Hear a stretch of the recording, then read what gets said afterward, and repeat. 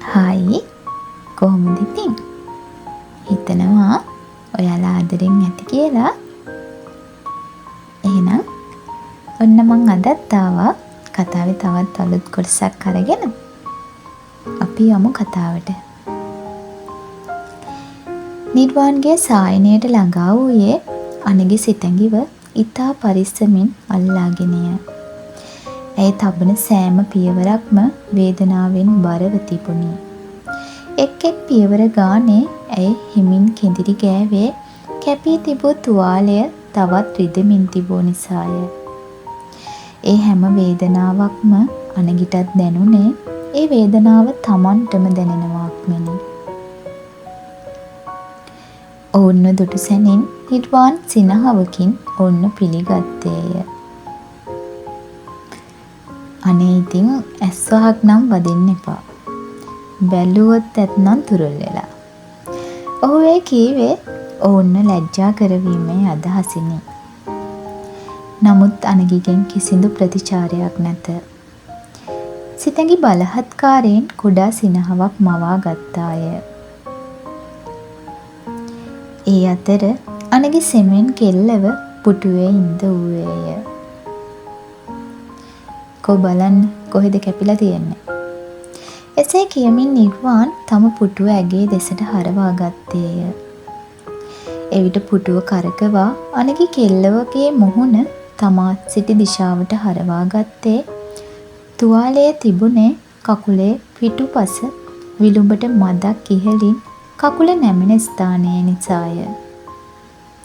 එය හොඳින් පරීක්ෂා කිරීමට නිර්වාන්ට බිමට නැමීමට සිදුවිය. කකුල් දෙකම පරීක්ෂා කරද්දී තුවාලයට අත ගෑවුණු සෑම මොහොතකම සිතැඟි වේදනාවෙන් කෙඳිරි ගෑවාය.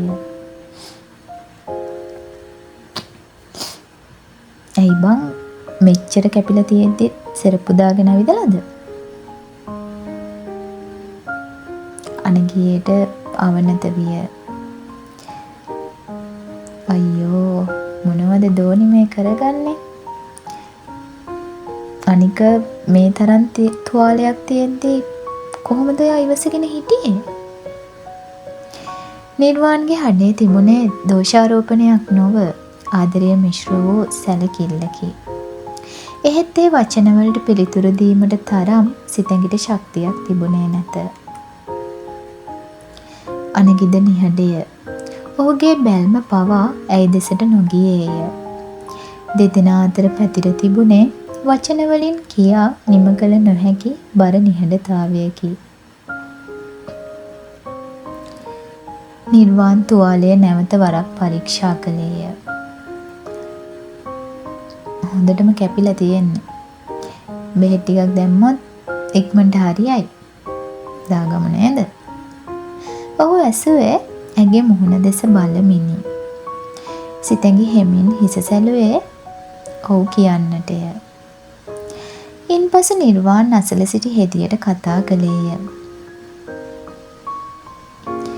මිස් මේ තුවාලෙට බෙහෙත් ටිකක් දාන්න ලෑස්ති කරන්න. හෙදිය අවශ්‍ය උපකරණ රැගෙන ඒමට පිටව ගියාය.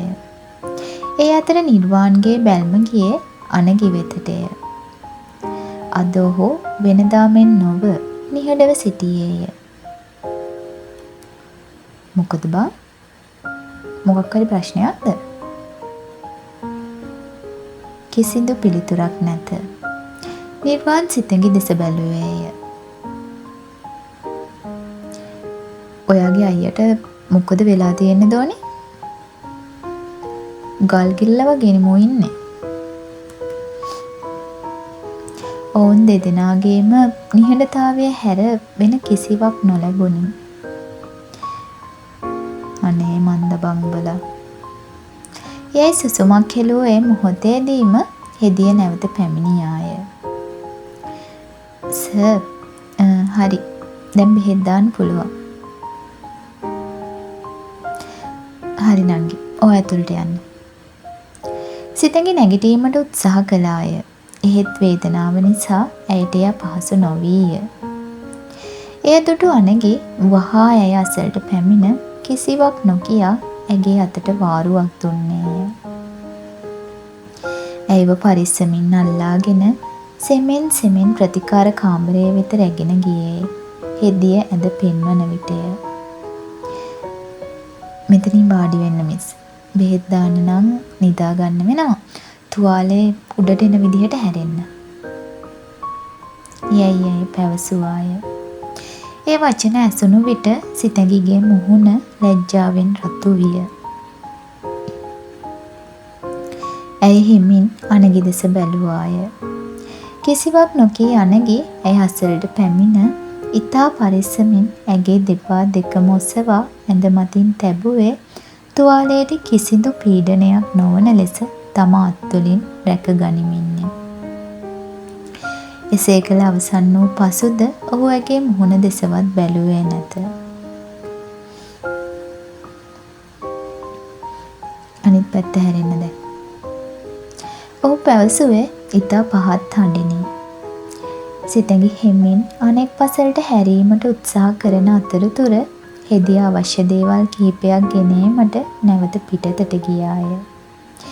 ඒ මොහොතේ අනගි දුටුවේ ඇය ලැජ්ජාවෙන් තම කෙටි ගවුමේ පහළ කොටස අතින් සකස් කරගන්නා අයුරුය.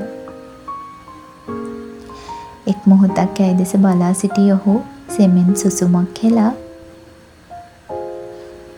මං එළියට යන්නම් යයි පවසමින් නිහඬව කාමරයෙන් පිටව ගියේ ඔහු ඇයව අපහසුතාවයට පත් කිරීමට කිසි විටකත් කැමති නොවූ නිසාය. අනගි දොර වසාගෙන පිටට ගියත් සැනින් හෙදිය නැවතත් කාමරයට ඇතුල් වී සිතැඟිගේ තුවාලයට ප්‍රතිකාර කිරීම ආරම්භ කළාය. කාමරයෙන් එළියට එන අනගිගේ මුහුණ දුටු නිර්වාන්ට තම සිතේ තිබූ සැකය තහවුරු විය. ඔවුන් දෙදෙනා අතර කුමක් හෝ විශාල ප්‍රශ්නයක් ඇත. එසේ නොවුවා නම් ඔහු මෙලෙස ඇයව තනිකර එළියට පැමිණෙන්නේ නැත. පෙර දිනයකදී ඇයට තිබූ පුංචිම හෝ අපහසුතාවයක් ඉදිරියේ ඇයව තමාගේ තුරුලේම තබාගෙන හිස පිරිමැදි කොල්ලා ඇය මෙතරම් වේදනාවෙන් සිටින අවස්ථාවක ඇයව තමා එළියට පැමිණෙන්නේ ඒ නිසාය. අනගි දෙස මදක් පරීක්ෂාකාරීව බැලූ නිර්වාන් හඬ අවදි කළේය. මොකද්ද බං ප්‍රශ්නේ? එතන තිබූ පුටුවකට බර වූ අනගි සිදු සියල්ල නිර්වාන්ට විස්තර කළේය. ඒ සියල්ල අසා සිටි නිර්වාන්ගේ සිතට නැගුණේ මහා අනුකම්පාවකි. ප්‍රශ්නවලින් හෙම්බත් වී සිටි තමාගේ මිතුරා යාන්තමින් සිනාසෙන්නට පටන් ගත්තා පමණි. නැවතත් කළු මන්දාරමකින් ඔහුගේ ජීවිතය වසාගෙන ඇත. ඉතින් උඹ ඇයි ඒ ගැන කෙල්ලට නොකියන්නේ? නිර්වාන් නැසුවේ තම මිතුරාගේ කඩා වැටුණු මුහුණ දෙස බලමින්. අනික උඹ බේලා නේද ඉන්නේ? රෝහල් කාමරය තුළට ඇතුල් වන විටම අනගිගේ දැස් රතු වී තිබූ ආකාරය නිර්වාන් දුටුවේය. සිතැඟි ඔහුගේ මුහුණ දෙසවත් නොබැලූ නිසා ඇයට එය නොපෙනෙන්නට ඇත. දැන් ඔය ඇස් දෙක ඔච්චර රතු වෙනකන් තෝ බිව්වම ප්‍රශ්න ඔක්කොම විසඳෙනවද? බලපන් ඇස් දෙක ගිනි දැල් වගේ රතු වෙලා. එහෙම තියෙද්දි උඹ ඉන්න ලස්සන. උඹ ඒකට කොච්චර ඇඩික්ට් වෙලාද කියලා උඹට තේරෙනවද? නමුත් අනගිගෙන් කිසිදු ප්‍රතිචාරයක් නොවිය.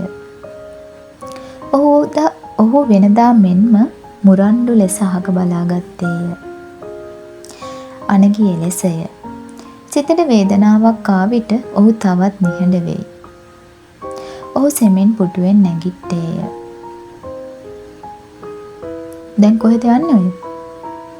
නිර්වාන් ඇසුවේ හිතට කේන්තියෙනි. එළියට ගිහින් එන්න. අනගි පැවසුවේ කිසිවක් ගණන් නොගන්නා ලෙසය. තෝ ආයෙත් ස්මෝක් කරනවද? නිර්වාන් ඇසුවේ තදිනි.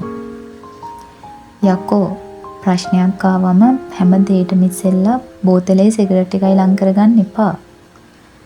එහෙම වුණා කියලා ප්‍රශ්න විසඳෙන්නේ නැහැ. අනික තොට මැරෙන්න දෝනේ. අර අහිංසක කෙල්ලවත් අසරණ කරලා අහපන්. තියෙන ප්‍රශ්නේ එක එක කෙලින් කතා කරපන්. නැතුව ඔක විසඳ ගන්න බෑනේ. දෙන්නම ඔහොම Tamanට රිද්ද ගන්න එකේ තේරුම මොකද්ද කියපන්කෝ. නිර්වාන් කතා කරමින් සිටියදීම සිතැඟි සිටි කාමරයෙන් හෙදී එළියට පැමිණියාය. මන් දැන් ගොඩක් වෙලා ඉඳන් try කරනවා. මිස් බෙහෙත් දාන්න දෙන්නෙම නැහැ. කකුල අදිනවා. මට බයයි කකුල කොහේ හරි ඇනෙයි කියලා. හරි මට පොඩි වෙලාවක් දෙන්න. හෙදියට පැවසූ නිර්වාන් අනගි දෙසට හැරුණේය. මං කලින් කිව්වේ නැත්තේ කෙල්ල බය වෙයි කියලා හිතලා. කෙල්ලගේ තුවාල වලට වැලි ගිහින් තියෙන්නේ. ඒව සුද්ධ නොකර බෙහෙත් දාන්න බෑ. එහෙම කරලා වැඩක් නෑනේ. ඒකිට රිදෙනවා. ඒකයි කකුල අදින්නේ. කෙල්ල ළඟට යමන්. විකාර කරන්න නැතුව. එය කීසැනින් අන්නගිගේ පපුව ගැස්සී ගියේය. තමාගේ කෙල්ලට රිදෙනවාට ඔහු තුළ කිසිදු කැමැත්තක් නොවීය. ඔහු වහා කාමරයේ දෙසට ගමන් කළේය. ඔහු කාමරයට ඇතුල් වන විට හෙදිය අනගිට වාඩිවීම සඳහා පුටුවක් ගෙනවිත් ඇඳාසලින් තැබුවේ ඔහුට එහි වාඩි වී කෙල්ලව සංසුන් කර ගැනීමට පහසු වනු පිණිසය. ඇඳ මත වැතිර සිටි කෙල්ල අසලින් වාඩි වූ අනගී තමාගේ බර ඇති අත ඇගේ හිස මත තබා මෘදුව පිරිමැද්දේය. ඒ උණුසුම් ස්පර්ශය දැනෙත්ම සිතැඟිගේ ඉකිබිඳුම තවත් වැඩි විය. ඇය ඒ වන විටත් සිටියේ දැඩි ලෙස හෙම්බත්වය. ඇගේ දෑස් රතු වී තිබුණි. ඇය හිස තබාගෙන සිටි කොට්ටය අසලින් තෙත් වී තිබුණි. පුටුවට බර වූ අනගි ඇගේ මුහුණට එබී තමාගේ අනෙක් අතින් ඇගේ කොපුල් දිගේ ගලා යන කඳුළු පාරවල් මුදුව ප්‍රිස දැමුවේය. අපි බෙහෙත් දාගමු. බෙහෙත් නොදා තුවාල හොඳ වෙන්නේ නැහැනේ. අද විතරනේ. ආයෙ දාන්නේ නැහැ. හොඳද? ඔහුගේ ආදරණීය සැනසිලිදායක වචන හමුවේ ඇගේ දෑසින් නැවතත් කඳුළු වැగిරෙන්නට විය. ඇයට ඔහුව නොමැතිව බැරිය. ඔහුගේ මේ ආදරණීය වදන් හමුවේ ඇගේ සිත දිය වී යයි. නමුත් ඒ සමගම ඇයට මතක් වන්නේ තනාශාවය. කුමක් කරන්නදැයි නොතේරෙන අහිංසකකමින් සහ අසරණකමින් ඇය කඳුළු සලන්නීය. ඇගේ අප්‍රමාණ වේදනාව බලා සිටීමට අනගිට නොහැකි විය. ඔහු නැමී තමාගේ දෙතොල් තදින් ඇගේ නළල මත තබා සිපගත්තේය. ඔහුගේ සිප ගැනීම නතර කළේ නැත. මෘදුව දීර්ඝ ලෙස තම දෙතොල් ඇගේ නළලට තද කරගත් ඔහු තම අත සෙමින් ඇගේ දන හිසෙන් පහළට ගෙන ගොස් ඇගේ කකුල ඇඳට තද කර අල්ලා ගත්තේ හෙදියට බෙහෙත් දැමීමට පහසු වන ලෙසත් ඇයට වේදනාවට කකුල හිමෙහි කිරීමට නොහැකි වන ලෙසත්ය. ඔහුගේ ඒ උණුසුම් ආදරණීය ස්පර්ශයත් සමග සිතැඟි සංසුන් වූවාය. ඇය තවත් දඟලන්නට උත්සාහ කළේ නැත. ඔහුගේ පපුවේ උණුසුම සහ නළල මත වූ දෙතොල්වල ස්පර්ශය හමුවේ ඇගේ වේදනාව අමතක වී ගියාක් මෙනි. කොල්ලායේ කෙල්ලව සංසුන් කරගත් ආකාරයේ දෙස බලා සිටි හෙදිය සිටියේ වශී වූවක් මෙනි. තරුණ වියේ පසුවන ඇගේ සිටතට එයින් දැනුනේ සුන්දර හැඟීමකි. මට පොඩි වෙලාවක් දෙන්න මිස්. මං ඉක්මනට මේක ඉවර කරන්නම්. රිද්දන්නේ නෑ. ඒ නිසා කකුල අදින්න එපා. හෙදිය ඊටම මෘදුව පවසමින් තුවාලය සුද්ධ කරන්නට පටන් ගත්තාය. පැය භාගයකට ආසන්න කාලයක් ගතවන තුරුම අනගි තමාගේ දෙතොල් සිතගිගේ නළලෙන් ඉවතට ගත්තේ නැත. ඇගේ දෙපා තද කර අල්ලාගෙන සිටිය ඔහුගේ අතද එලෙසමය. තුවාලවලට බෙහෙත් දමා නිමවන තුරුම ඔහු එකම ඉරියව්වෙන් සිටියේය. ඒ වන විටත් ඔහුගේ අත හිරිවැටි බෙල්ල තදින් රිදෙන්නට පටන්ගෙන තිබුණි. නමුත් කෙල්ලව සංසුන් කර ගැනීමට වෙනත් ක්‍රමයක් ඔහු දැන සිටියේ නැත. සිතගිගේ දෙනෙතින් කඳුළු ගලා හැලෙද්දී හෙදිය සියලු තුවාල සුද්ධ කර කකුල් දෙකටම බෙහෙත් දමා අවසන් කළාය. ඔන්න හරි. දැන් ඉවරයි මිස්. පවසමින් හෙදිය එතනින් පිටත්ව ගියේ ඔවුන් දෙදෙනාට මදක් තනිවීමට ඉඩ හරිමින්ය. එළියට ගිය හෙදිය නිර්වාන් අසලට ගොස් නැවතුණාය. අනේ හරි ෂෝක් කපල් එකක් සර්. ඒ සර් මිස්ටර් ආදරය කරන තරම්.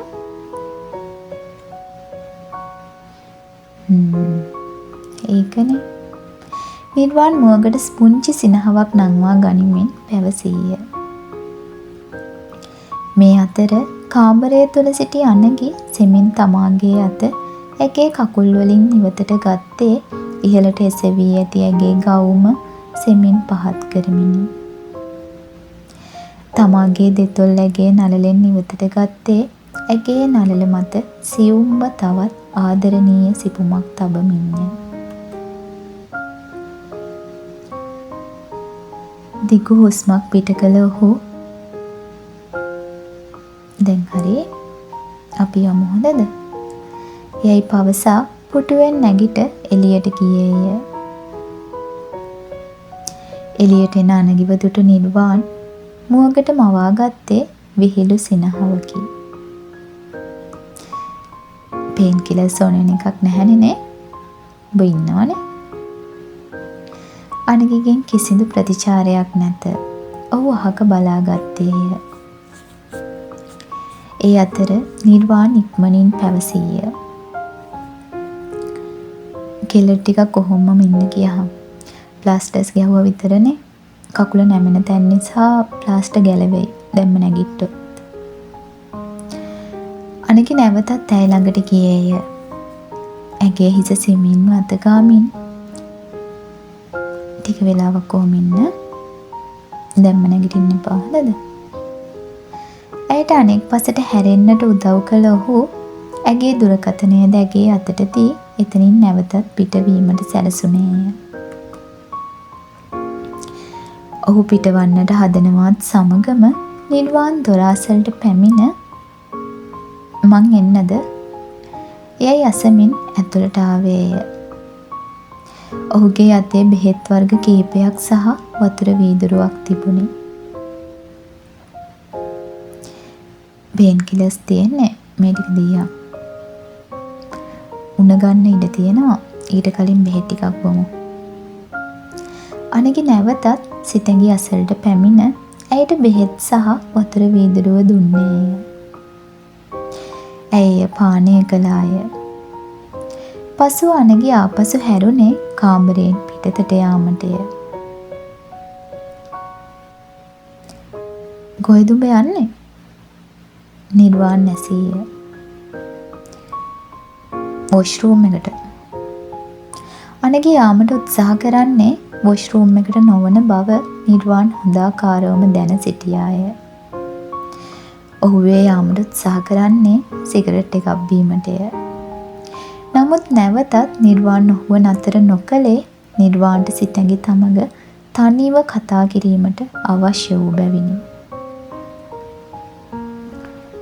එහා පැත්තේ තියෙනවා. ගිහින් වරේ. නිර්වාන් පැවසුවේ තමාහු යන්නේ කොහේදැයි දන්නා බව මුහුණෙන් පෙන්වමිනි. අනගි පිටව ගිය පසු සිතැඟි අසල තිබූ පුටුවට බර වූ නිර්වාන් රිදෙනවද? යයි ඇසුවේ කතාවට මුල පුරන්නටය.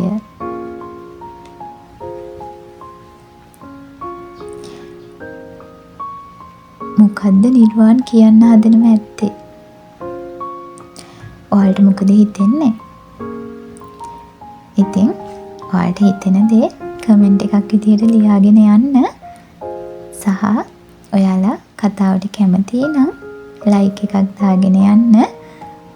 ඉතින් තවත් ආදරණීය කොටසක් අරගෙන හෙට අනිවාර්යයෙන්ම මං එනවා. හැමදාමත් වගේ ඔයාලට ගොඩක් ආදරෙයි මං මගේ කතා අහන් ඉන්නවට. ඉතින් ගිහින් එන්නම්.